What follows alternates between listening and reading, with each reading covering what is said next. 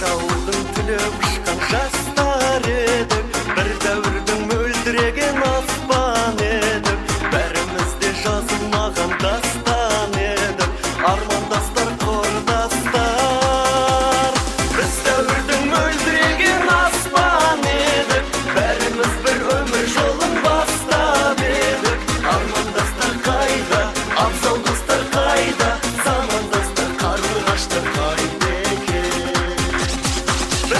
Құрметті Талдықорған облысы, Кербұлақ ауданы, Қоянкөз орта мектебінің ұстаздары мен 1974-1984 жылға түлектері. Сіздерді мектеп бітіргенімізге 40 жыл толуына орай ұйымдастырылған сыныптастардың бас қосу кешіне шақырамыз. 1 маусым күні сағат 12:00-де Қоянкөз ауылының мешітінде өмірден өткен сыныптастарымызды еске алу, Құран бағыштау асы беріледі. 9 маусым күні 15:00-де Алматы қаласы, Қарағайлы Мөлтек ауданы, Ерубаева көшесі 8-9 Бәйтерек мейрамханасында бас қосу салтанатты кеші өтеді. Құрметті сыныптастар, келіңіздер, мектеп қабырғасында өткен қызықты шақтарды бірге ат салысып еске алайық.